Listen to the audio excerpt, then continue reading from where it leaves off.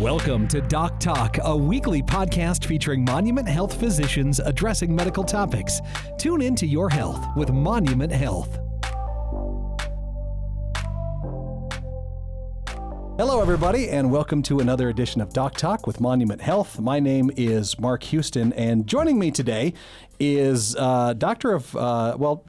you're an audiologist. You're a doctor of audiology, Dr. Felicia Beltman from Monument Health in Spearfish, up at the clinic up there, and also educational outreach consultant Kerry Ruth.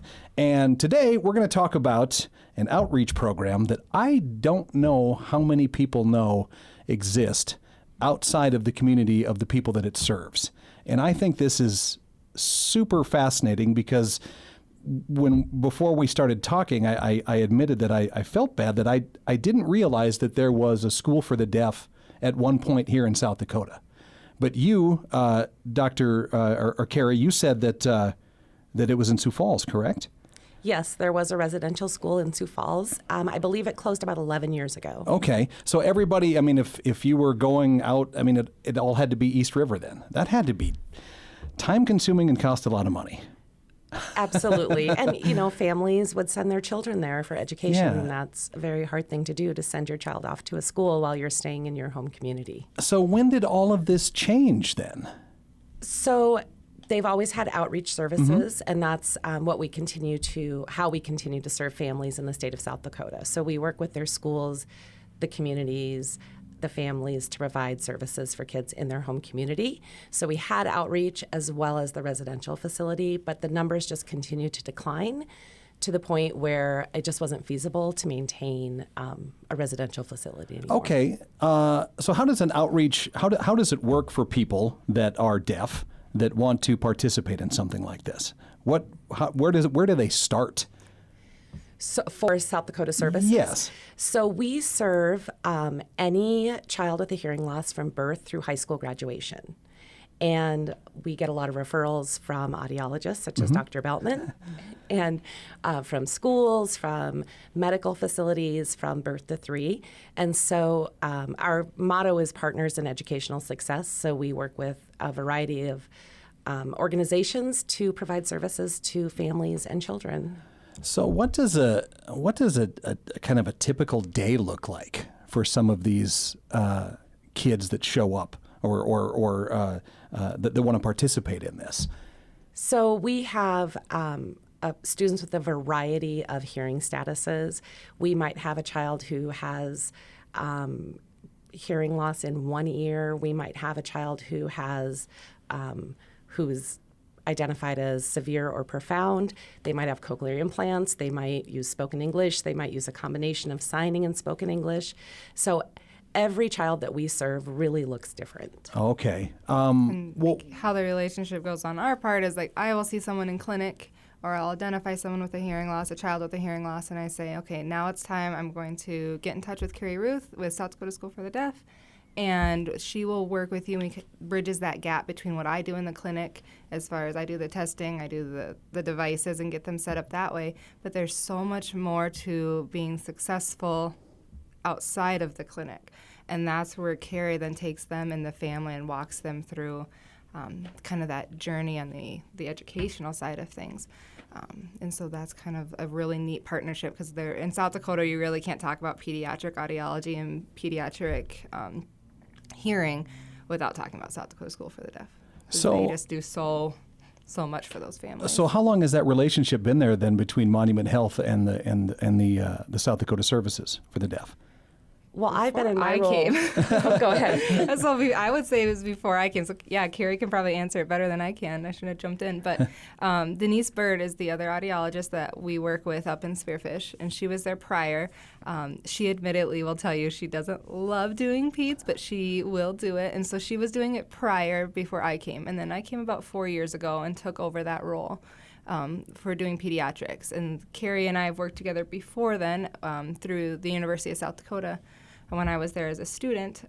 But she's been working with Monument, I think, probably for 10 years. A long time. Okay. Yep, I've been in this role for 10 years. And so I connected with Dr. Bird right away, and we've just had that partnership, and then I've gotten to carry that on with Dr. Beltman, so I've been very grateful for that. So when do they have to see you first before they can move on to the services part? The partnership kind of goes back and forth because sometimes I receive referrals from South Dakota School for the Deaf or services from the deaf who have gone out to schools and they have an audiologist.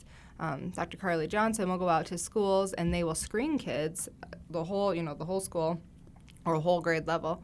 And then if they look at them and they say, okay, I think you need more testing. I think there's maybe something more here. They may refer them to me. I do more testing, and then I will refer back and say, hey, let's work in the schools with them. So it goes both ways. Oh, that's pretty interesting then. Yeah. So a lot of these, because you always hear about, coming up for this school year, there's the hearing screenings and things that these kids do. So you actually, you can pull from some of that when you realize that some of these kids might be kind of, on the edge there for deafness, or right?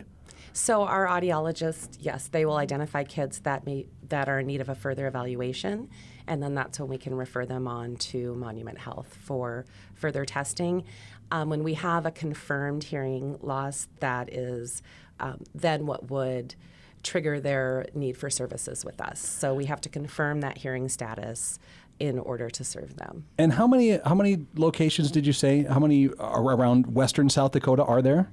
So Western South Dakota, we have Hot Springs, an office in Hot Springs, an office in Deadwood, an office in Rapid City, and then Pierce right on the river. Right? So how would, if let's say some parents are listening to this podcast right now and they maybe feel that their child could benefit from something like this, what is the next step they should take? Would it be with you, doctor, or would it be calling you, Kerry?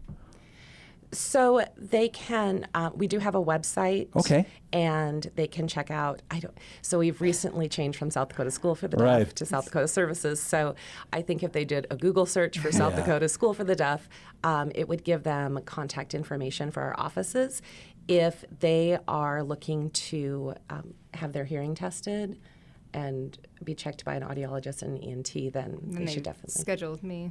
Excellent. At our clinic, but okay. Yeah, either one of us, you call us, we will get you going down the right path. One way or the other, we will get you where you need to be. That's awesome. We were talking too before we started, Kerry, about terms that people that have hearing conditions prefer to be called, and I was so surprised at what you said the preferred terminology should be. I would have first said hearing loss. People would rather call what they have a loss of hearing. And the explanation you gave, well, doctor, you did, but what do they prefer to be called? We use the terms deaf or hard of hearing. Okay. And then we also try to use child first language. So we wouldn't say a deaf child. Right. We might say a child who is deaf or a child who is hard of hearing. Okay. And there's a reason for that, doctor. Why do they not want to be referred to as a hearing loss? Just from what they will tell us is that loss sounds like they're missing something, and that they were never missing something. They were born this way. This is who they were meant to be. They have not lost anything. I absolutely love that. That's fantastic. And I love that I learned something here on this too, because I definitely would have referred to it that way before. So again, the South Dakota School Services for the Deaf. I almost said school too, and I didn't even know it existed up until today. The South Dakota Services for the Deaf. If you do, like I said, do a Google search if you're interested, if you need help, and you guys will be there ready to go.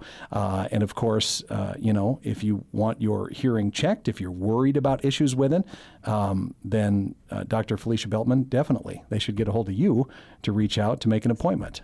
Now, are you purely with pediatric, or will you do... No, I do adults, I do pediatrics, I do the whole range, thing.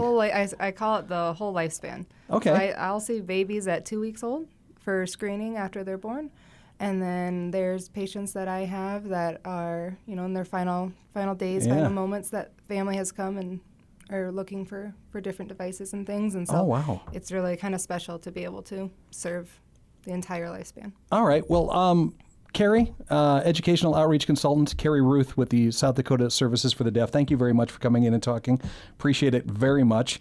And I know that we're going to have a couple more podcasts coming up with you, Dr. Beltman, where we're going to get into pediatric hearing and some of my absolute favorite videos to watch on the internet are people that are getting their cochlear implants turned on.